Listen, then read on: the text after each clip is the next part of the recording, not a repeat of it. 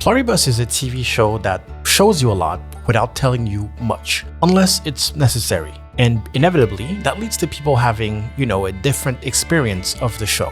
I found myself describing this show as this very nihilistic, absolutely thought-provoking, existential crisis-inducing type of show. And then I went online and saw some rom-com types of edits. And yeah, I didn't realize people were experiencing the show that way, and it's completely valid. To be fair, there's quite a bit of comedy and there's quite a bit of romance. People tend to attach themselves with what they enjoy the most or what relates to them the most. So I think it's a pretty cool thing that we can both watch the same show and I end up having this very cynical opinion about the show, and you end up being like, hey, this is Yuri Romcom. Hi, I'm Get Level. This is my third time recording this video because for some reason, I can't stop yapping. So this is the concise version, I think. There's a couple of things I want to talk about today, mostly about Pluribus and the fans and how delusional they can be. My main point here being that yes, the show leaves a lot to the imagination. There's a lot of questions that are not answered until later in the show. But at the same time, some questions are very much well answered. There are rules to this imaginary world, anchors, things that yes, the story can only advance if you follow those rules. And the fan base doesn't seem to care about this. Just because some questions are not answered, they, take it upon themselves to answer those questions by also erasing things that were already established. Anyways, it'll make more sense a little bit later, hopefully. So one of the first things we got to see happen with the whole Pluribus phenomena is that Vince Gilligan, the creator of Breaking Bad, was absolutely put up front to advertise Pluribus. And rightfully so. If you created Breaking Bad, anything else, any other project you come up with needs to have, hey, this guy made Breaking Bad, so this is gonna be good. The problem with that is that a lot of Breaking Bad fans showed up just to realize that this show is not about someone whose ego is so unreal that it's completely toxic and basically destroys their life and everyone around them. Although we're not exactly too far from that, it is not a macho badassery fight between every single character for every scene. The main character is a woman and she is a lesbian, and she is not necessarily kind or patient or a people person in general. We will expand on that. So I can understand that someone who's a fan of Breaking Bad and watches it basically for the testosterone doesn't enjoy this, because that's not what this is really. But then something else happened. The people who stayed, or the new people who are not necessarily familiar with Breaking Bad, who end up watching the show and enjoying it, ended up acting exactly like old school Breaking Bad fans used to act. But before I can get into that, I need to, quickly explain what is going on in the show. Those anchors that I tell you about, those facts, those things that are not debatable because they are shown and very clear in the show. Quickest recap possible. Earth intercepts a message coming from space. They try to decipher it until they realize it's an mRNA sequence, something have to do with our DNA. Meanwhile, we're introduced to our main protagonist, which is Carol Sturka, someone who writes quote-unquote cheap romance fantasy novels, and it works pretty well. We then discover that she doesn't really like them. She thinks they are cheap and garbage, basically. She's not nice to her chauffeur here, nor her agent, who's actually also her partner, but very supportive. Scientists run some tests with rats for the genetic sequence, but one of them manages to bite one of the scientists, and then it basically spreads out. She convulses, wakes up, and starts acting weird, and basically starts spreading it to everyone else. She comes in and kisses this guy. He comes in and kisses that guy. And this is where we get the famous donut licking scene. Okay, I don't know if you guys saw the teasers, but that was it. In case you were wondering, the goal was to actually spread that thing. Anyways, Carol finds herself in a big event where everyone seemed to have started convulsing. After the convulsions, her agent, who was also her partner, dies. She realizes it's happening in the whole city, the whole hospital. But the thing is, after a while, they wake up and they start all acting strange, kind of like in unison. The genetic sequence that they now have basically activated in people, but not Carol. Carol is immune, or it just didn't work with her. Basically created what they're calling a psychic glue. Somehow, all at once, every single human is connected, communicate with each other in many different ways, and start acting kind of like a hive mind, even though it's technically not a hive mind. It's not one single consciousness. It's just some form of singularity without being necessarily like one thing controlling everyone else. Keeping in mind that in the show, we get little information at first. The first episode plays absolutely like a horror movie until, the show starts, trickling a little bit of explanation here and there, notably in the first episode. Now, despite them being super creepy, all talking all at once and being like, "Hi, Carol," or whatever, you can see them, helping each other and actually repairing whatever damage happened during the big convulsion, we'll call it that. And again, even though very creepy, they do not seem hostile. They communicate with her through the TV and basically answer every question she has. She doesn't have many questions. Mostly, who are you? What is this? What's going on? To which they literally have like a graphic designer ready. Like they have a whole motion design to explain exactly what happened. The signal was coming from outer space, for sure, but it is something that is activated within humans. So technically, it is not a parasite, it is not a virus, it is not alien controlling people. People are still themselves, except their DNA has been modified and it activated some sort of enzyme or whatever that allows all of them to be connected. Okay, this was my quick recap on what's going on. And we already encounter what I have a problem with when it comes to the fan base. A lot of people seem to not have understood this specific point, like the spreading of this, not a virus. People really saw it as a parasite because of the way that it spread. And I don't totally blame them, but it is explained out loud. Remember, TV show shows you a lot, doesn't tell you much.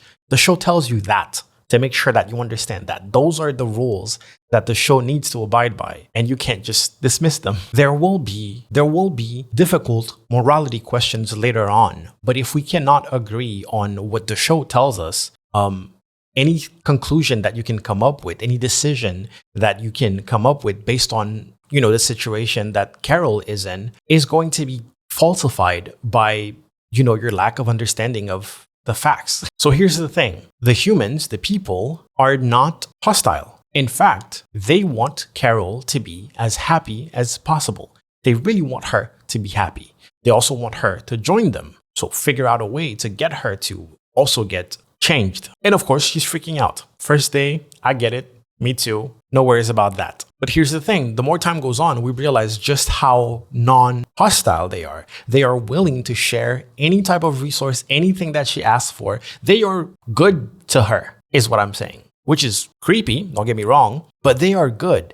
In fact, they are very, very, very good in general to everyone, to every living being. So if I were to describe this show the most concise possible, with the shortest amount of words possible, I would say, and I'll elaborate on this a little bit later, the show is about a not so good representative of morality, Carol, my next point will cement this, who was faced with extreme morality. And I do mean extreme. How can something be extremely good or extremely moral? Let's talk about it. Try to think about what would happen if instantly, with a magic spell, you can turn every human on Earth good, like objectively, absolutely good. What would happen? Well, there would be a lot of changes, that's for sure. First one would probably be food redistribution, probably taking big measures to protect the planet, protect the fauna, the flora, save on precious resources, and all that stuff. And that's exactly what we see happens here. Now, of course, Carol, this is too much for her, so she asked, hey, can you stock up the grocery store with, the amount of food that you would put in a full grocery store, just for her to, have a sense of normalcy. This is still in the beginning, so I don't blame her too much, but this is already pretty selfish behavior from Carol. So that's one point for, hey, not so good representative of morality. But that's not the point I'm trying to make right now. She goes home and realizes that, they're also cutting the electricity. They're preserving energy. They're all, we don't know it yet, but they're actually all sleeping in one space, in one tiny space to, again, preserve energy, which is the good and the moral thing to do. And guess what? Carol is not really happy about it. She literally asked them to turn on the whole city just so she would feel a little bit more comfortable. Again, we're in the beginning. Carol is not a great person. That's going to be my next point, but that's not what we're talking about right now. So the concept of extreme morality, which is, I don't know if that's already a term or whatever. I'm not a scientist. I'm not anything really, okay? You shouldn't even be listening to me right now, but this is how I describe how I'm thinking, okay? Extreme morality is basically doing the right thing at any cost, okay? Even at your own cost. And that is a concept that so many people have a hard time even imagining, even thinking about. There's a TV show called Utopia already. Utopia, a future where everything is good. We kind of need extreme morality to make that happen. And this guy right there is an extremist of morality. We'll describe it like that. And this lady is saying that, hey, taking the train is so much better than traveling by car, and that's really cool for the environment. And he says, oh, really? So she is trying to be moral or conscious, if you will, of her impact on the environment, except he is an extremist. So he says, hey, you should kill your child because having a kid is actually way worse for the environment than just taking a car like for your whole lifetime. Is that extreme? Can we agree? Yes. But is he wrong? Not about the killing the kid part, but about the cost of a child or of a human on the environment throughout their life. He's not wrong about it, but his solution to it is extreme. It's one of my favorite parts of the show because like he's not wrong, but he's also so wrong at the exact same time because of what he's telling her to do. It's unfathomable that he would even say that to a stranger, even if he has this, moral superiority in what he's saying. Now, if you're feeling uncomfortable with what I've been saying right now, that's okay. You're supposed to. Remember, the word extreme is in there. Now, when I say people cannot even fathom to even think the way this guy thinks, again, not about a solution, but extreme sacrifices have to be made in order to really be moral in this situation. People who are religious, at least certain religions, people who think highly of humanity in general, people who believe in destiny or that we were put on earth to serve a purpose, some sort of cosmic importance that humans have. People who hold dear to those principles have a hard time digesting stories where humans are not the most important thing. Stories where, in fact, sacrificing humanity is the good thing to do in order to preserve everything else. Quick parentheses, I'd like to make you understand that I'm not saying that those are my beliefs. Not at all. I'm saying that you need to be predisposed in your own beliefs in a certain way to be able to absorb certain stories and where they're going, like what they're thinking and things like that. And unfortunately, TV shows or movies where there are philosophical questions like that can be difficult for people to take in completely, fully, and really understand what is being asked and what is being said. Another example is, deep down inside, we kind of know that vegans are right. If you live in a developed country, there are currently I'm not vegan, by the way. There's absolutely no reason for us to maintain the torture or abuse of animals in order to feed ourselves. There's no reason. None of them. There's no reason for us to still be wearing leather. None of it. Just like the subject of pets. Deep down inside, we know that creating, breeding, genetically modifying pets is wrong. Even to a certain extent, the principle of owning pets is wrong. Please bear with me. Remember the people I listed? The people who have a hard time? A lot of people clicked off this video. Bear with me. To a certain extent, we understand that it is not good. Contributing to this is not good. What differentiates us is the solutions that we have to veganism and, the whole pet thing. An extremist, and I'm just trying to explain the term extreme morality, which is what this video is kind of about. An extremist might want to just absolutely eradicate something all in one go so we can start anew and not have the problem anymore. Other people will tell you, hey, go to a shelter. Do not buy pets, for example. Right? All right. Before I lose you too much and make myself sound like a monster, again, I'm not expressing any of my own beliefs in there at all. I'm telling you that you have to have a certain type of open mind to understand stories about morality in general. I'm already on the list right now. And even the people that I describe who, might have a hard time digesting a story like that, there's nothing wrong with that. In fact, it is the most natural thing. It's the most natural way to feel. It's survival. Any story that tells you, okay, there's this new race. Humans are a thing of the past and we need to accept our downfall and just let Earth move on with another race. If you haven't seen The Girl with All the Gifts, you should absolutely watch that. It's going to be hard to digest that. It's going to be hard to get your brain to a point where you can just accept that in a story. Again, in a story, not in real life. But that's because we're all basically programmed to want to survive. Us and everything like us. Okay, we made it through that part. Cool. Thank you. If you're still watching, thank you so much. All right. Carol is not a great person. So I mentioned Breaking Bad and how some of the fans showed up, didn't like the show and stopped watching Pluribus. But then there's a phenomena that happened with Breaking Bad fans that also happens with Pluribus fans. And it's the idea that the protagonist can do no wrong. If you were a teenager, basically like me, when you were watching Breaking Bad and you happen to be a man, you probably felt like Walt was justified for a long time, way longer than you should have thought that, right? You grew up now, right? Some people haven't. Some people have not grown up and they still think that Skylar's a bitch when she was placed in the worst situation possible. And even then, she ended up helping Walt, but that wasn't enough. I can't believe she cheated. Well, her husband is like a huge criminal out here, like literally poisoning kids and stuff. Anyways, there seemed to be this weird trend with people watching TV shows, and just because we are experiencing this world from the eyes of the protagonist, then the protagonist must be the good guy. It doesn't work like that. It's not always like that. Like, it's not a Disney show, or I don't know what to compare it to, but people really think that the main character is the main character because they're good. They're supposed to be a force of good. They are not. And if you know someone who seem to think that all the time, first of all, have a good conversation with them. But it's a red flag. That's what I'm gonna say. I'm not gonna say too much, but it's kind of a red flag. That's how you end up with people who idolize the Joker or Frank Castle. They are not good. They are not good. Stories about revenge or wrath are literally stories that are interesting, but also a warning.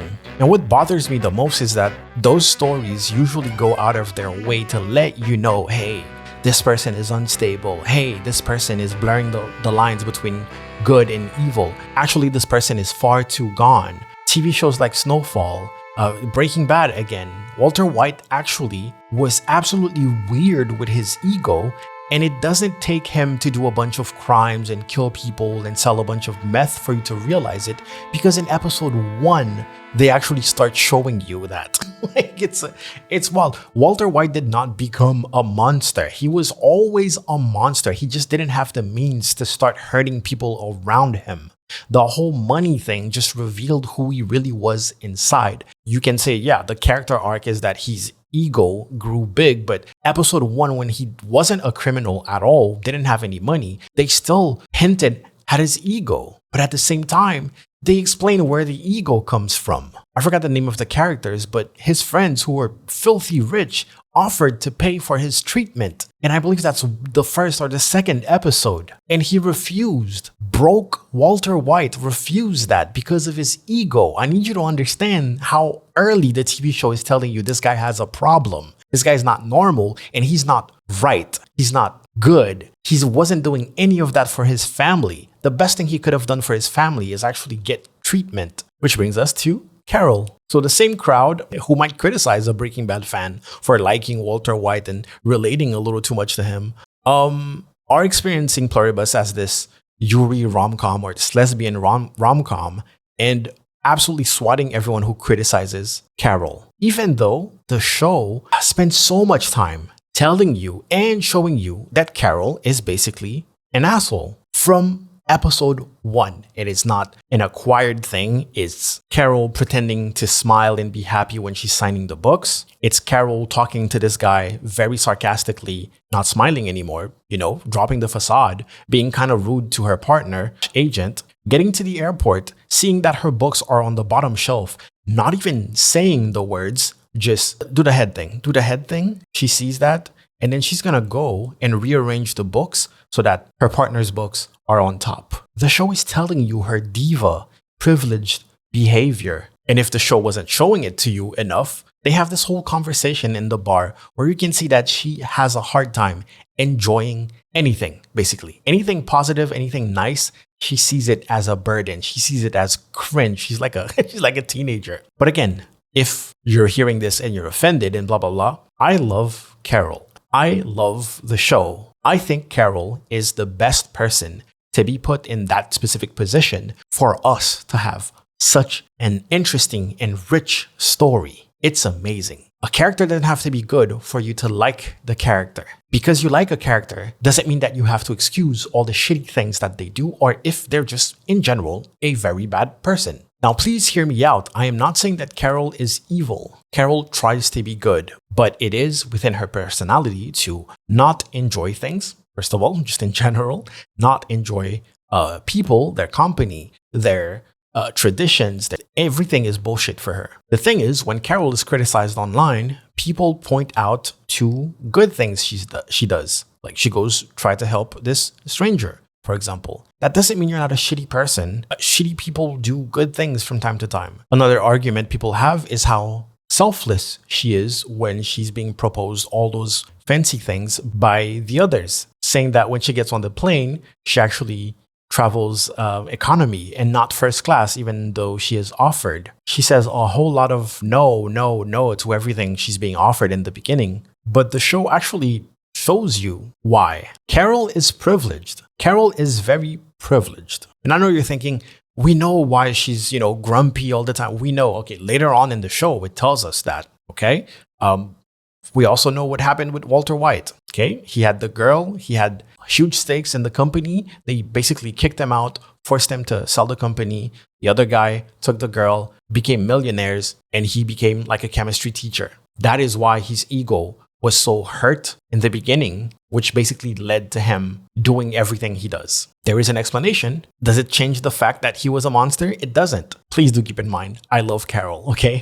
Please understand me when I say this. The reason why Carol is not asking for a feast, Carol is not asking to travel first class, Carol is not even riding in a Lambo, in the beginning at least, is because Carol is a successful writer who lives at the top of a hill in a huge house, and she's used to have an agent/partner do everything for her and even has a chauffeur when she's traveling. That stuff is not impressive to her. That stuff is not, hey, opportunity of a lifetime for her. And the wild thing is, when we do meet a character that is the opposite of Carol and actually enjoys all those things in life, that's the character that is the most criticized. Not necessarily for that, but we'll get there. Now, as I said before, we know that Carol has, a past. We learned that she is the way she is because of awful things that happened to her in her childhood. So the privilege is not linked to her being an asshole, is what I'm trying to say. It is truly her personality. Money did not bring that in her, or at least not directly. People were also saying that during the scene, Carol is so nice to Zosha. She opens up like her milk packet and she says, "Oh, excuse me," when she's reaching over to grab stuff and all that. So she can't be bad. In the exact same episode where she nearly kills Zosha. The same episode, 20 minutes later, she nearly kills her. And she knows that she's connected to everyone else, technically making them all convulse, kills a whole lot of people. Now, is she remorseful? Yes. Does she feel bad about it? Yes. Carol tries to be good. Again, Carol's an asshole. She's a jerk. She's not necessarily a good person, but she tries. But that's just who she is, at least in the beginning. Whether you agree or not, Carol, with her personality, ends up making a lot of bad decisions. There's no bad decisions here, but she makes decisions that are pretty selfish, pretty reckless, pretty, asshole-y. And we have to come to terms with that. This is not one of the things that the show leaves to the imagination. The show shows us. In fact, showing us how much remorse she has for certain things shows us that how bad the thing she did was. But also that she is not evil. She is not trying to cause harm on purpose. She is just not a people person, a little narcissistic, and it makes her perfect for this situation. All right, my next point. Carol kind of represents America. Now, granted, this is one of the situations where the show doesn't tell you that. The show, however, goes beyond to show you that. And when I had actual conversation with Americans that I knew, it was weird to me that they were not picking up on that. So to me, maybe that explains a little bit of the discourse online. Some people don't see themselves represented or criticized or anything like that. In fact, today, well, before recording this video, I read something about Will Smith explaining that people booed the original ending of I Am Legend. The movie was based on a book. It's not zombies, but it's infected that take over the city, and he is like the only not infected, and he's fighting them, but he's also studying them. So he kidnaps them, he captures some to study them and see if he can create some sort of vaccine for it, right? Some sort of cure. At the end of the original ending, I'm sorry, spoiler alert, this came out in 2007. Come on now. At the end of the original ending, we basically realized that they were intelligent. The quote-unquote infected, the zombies, were just, a regular race of creatures or humanoid or whatever, but technically he was the monster at the end. Our protagonist. Remember my whole theory about protagonist that has to be right or whatever? So people booed the original ending because they did not want to accept the fact that the guy we were rooting for the whole movie is actually in the wrong because, well, he's human. And how can a human be in the wrong when he's fighting everything else? There is this weird destructive mentality that humans over everything else, but also people having a hard time enjoying media stories that criticize them. In this case, humans, but them in general. And I felt a little bit of that with Pluribus. I was like, the show is really showing you that Carol is acting almost like an ambassador for America in this worldwide event. In many, many, many, many, many, many, many ways, the show shows us that. And I can really assure you that it is not even subtle. In fact, it is not subtle at all. And people were like, what? What do you mean? What? Nah, no way. She requests a meeting with all of the others that are not infected. I mean, come on, bro. Like, what else can the show show you to make you understand like the position that's happening right now? Anyways, she requests a meeting. First of all, talks down to everyone. Talks like everyone's opinion just don't matter. Talks like she's the boss, but also manages to, get everyone to kind of hate her. Even when they're having a good time, when there are children around, she acts out and causes, well, everyone to have another seizure. Another quick parenthesis. If you haven't seen the show, I recommend you watch it. I am trying to rush through my points here, and I'm really not doing a good job explaining the show, the core, the essence of the show.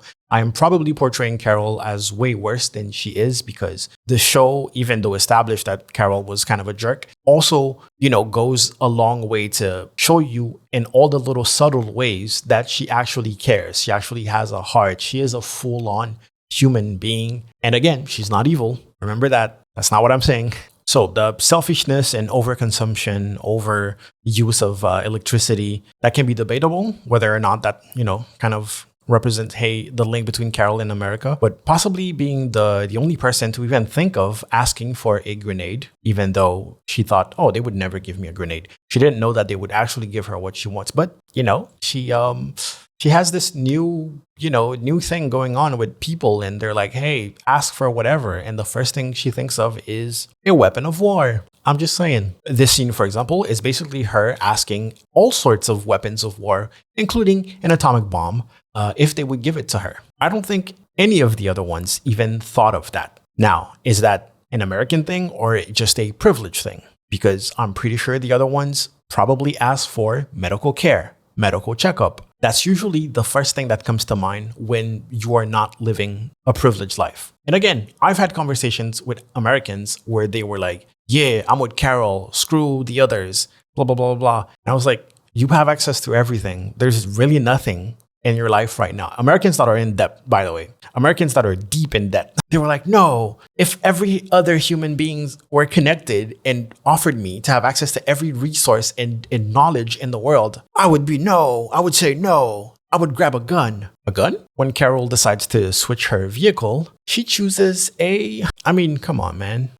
What is the country? If I tell you, hey, quick question, what's the country that is considered to think of themselves as the police of the world? There's only one answer, man. In fact, there are warplanes flying over my head as we speak, and this is not a joke, because of actions that, anyways, let me not get into it. Look at that. Talking to people in the speaker. This is more proof that Carol is just a jerk, but whatever. At some point, she sees that wolves are in her backyard where she basically buried her ex-partner / agent. And the first thing that she grabs is a golf club. That's another, little hint of, the privilege part. Her being tempted to grab the shotgun on the passenger side of the cop car. Very American. Anyways, the whole American parallel, I am not saying is something that is clearly established, even though we have a lot of visuals of it. She even visits another character at some point and he goes, "That's the car you chose to drive?" She goes, "Yeah." And he goes, "Interesting." And then we see a shot of all his Lambos, which is the perfect transition to get to said character. His name is Kumba. He's Mauritian.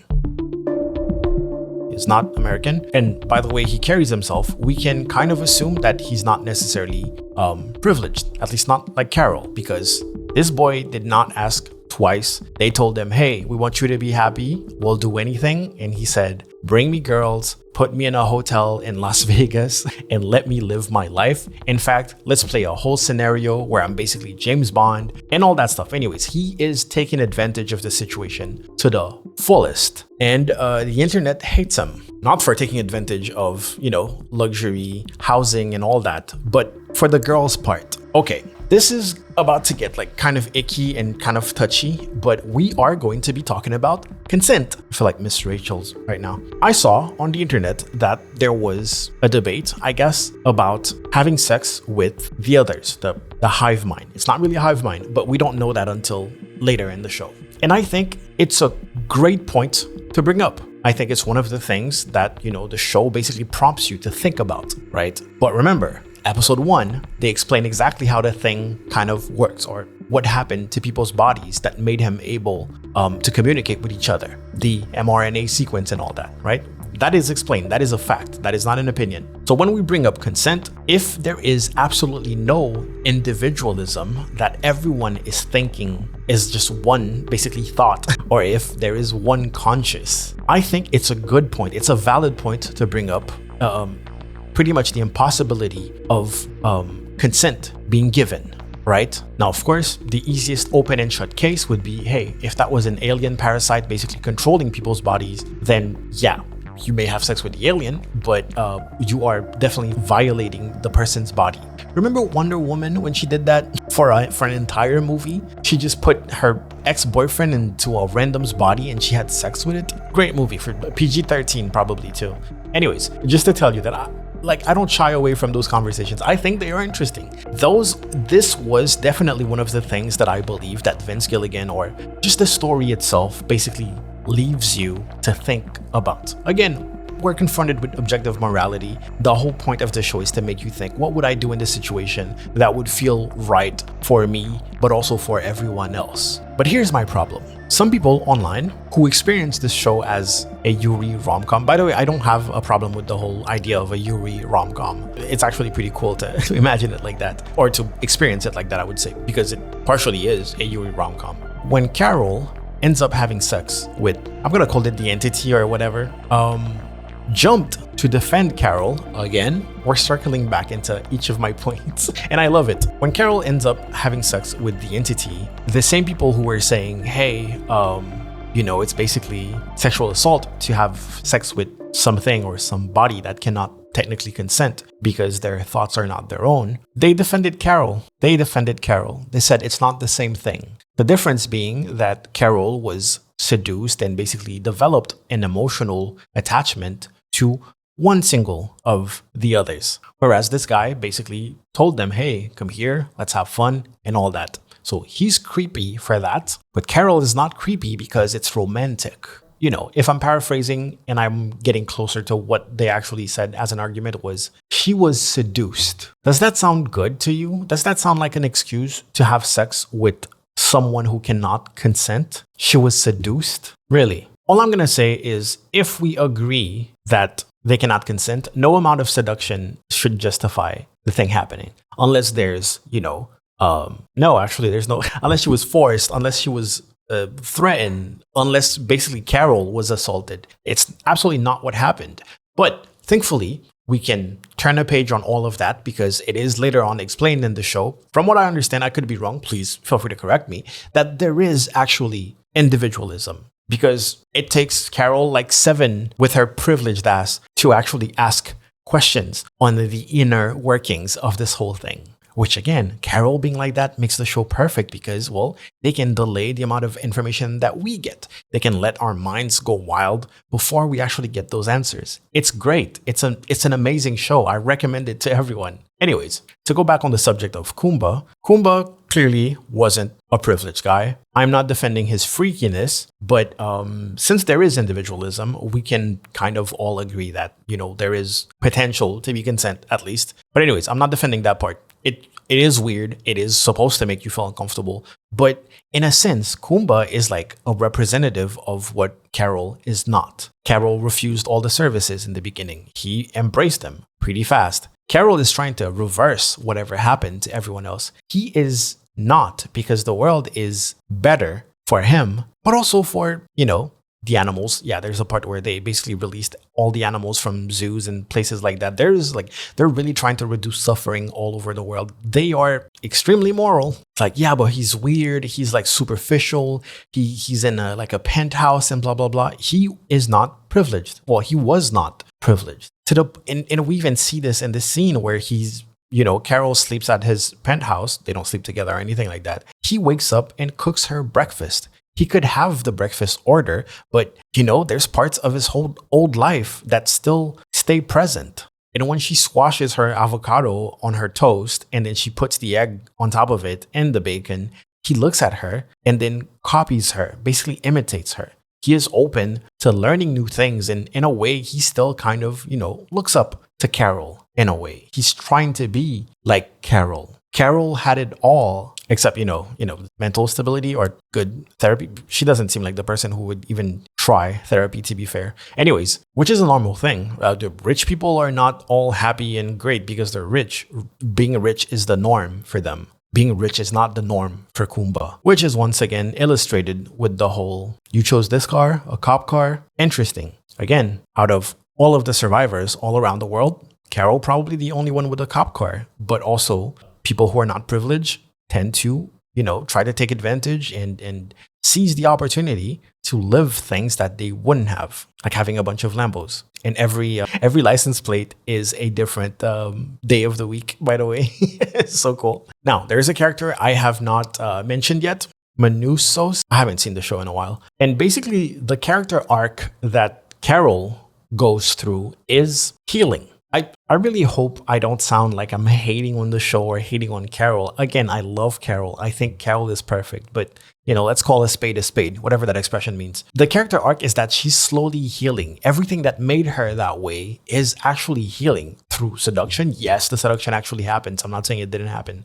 In fact, they're doing everything to actually heal her. And she's really being seduced into being a better person in the sense of allowing herself to enjoy good things in life. Think about it in real life. Think about you meet someone and you think that they're your significant other. You think they're your soulmate, but they have this problem where even though they're rich, they can't seem to enjoy just anything. You have such a hard time getting them to even agree that, hey, this is fun. Hey, this is nice. Hey, this feels good. Hey, I'm happy. Like this just doesn't happen. And Zosha basically takes all the right steps with Carol to put her in that position where she's finally even in love again. And this is the part where I say I'm not against the whole idea of this being a rom-com because romance is a key part of the whole story. Romance is the thing that ends up healing Carol because she finds someone who is more than human to really cater to her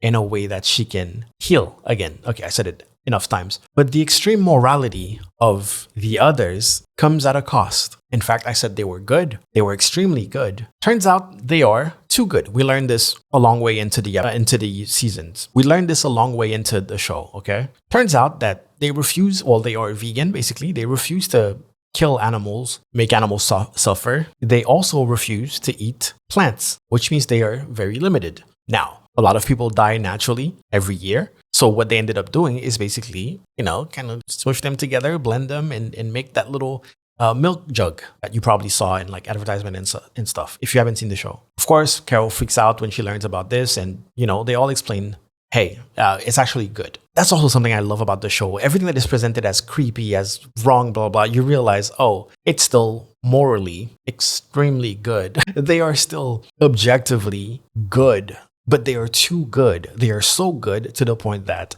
eventually in the future, they will run out of, the nutrition and they will die. I don't remember how long they said it was, 5 years or 10 years or something like that, which not only in Carol's character arc, even though she was trying to reverse everything, or she was trying to, she didn't care if she killed them or anything like that. We are shown that Carol, even though very infuriated, actually feels sympathy for them, which was nice. It was the middle of her character arc. She was still being grumpy and stuff. But don't worry, she ditches the cop car and everything. She actually starts riding in a Bentley at some point when she's completely, transformed. Anyways, Carol is changing and she's accepting love. Unfortunately, at the same time, she's accepting the hive mind and maybe even accepting the idea of being changed. We realize that whatever they needed to change her, well, they have it. And it's just a matter of time. In a couple months, she would be changed and she wouldn't be herself anymore, which gets her, kind of depressed, but, she's still changed. The character arc is still there. But then comes Manusos, which I think is his name. And he hasn't been fondling with the entity at all. He has never trusted them. He has never asked them for anything. In fact, they, kind of forced him to get medical care. They saved his life and his stance doesn't change. So he represents basically Carol in the beginning. He is the polar opposite of I don't know if polar opposite is the good thing to say, but he is also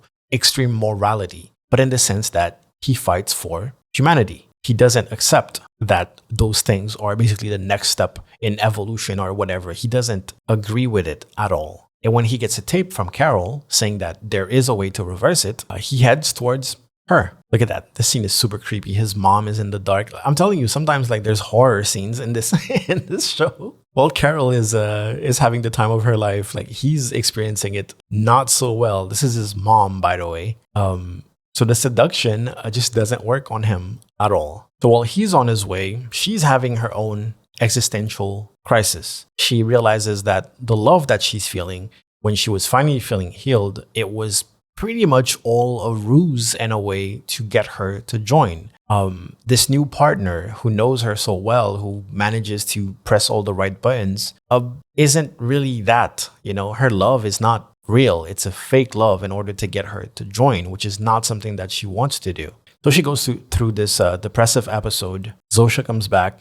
She resists, but, she ends up realizing that she needs her. She becomes pretty much codependent of the other ones. So when Manusos pulls up and he's kind of rude to her, he is like not really this people person, literally kind of a reflection of Carol in episode 1, basically. She has to confront everything that has changed within her to basically fight this past version of herself. But the thing is, after her little depressive episode, she realizes that she didn't really change her mind about one, not wanting to turn. And actually now that turning is basically a death sentence. Again, that wasn't the case in the beginning. Also, the green screen looks awful here. Going back to wanting to change everyone else back to how the world was before is actually survival. And it should be her priority. So after a difficult exchange of bonding with Manusos, including not enjoying having people down talk to her or snap their fingers to ask her for stuff, which of course, she's right. Don't talk to women like that. But also,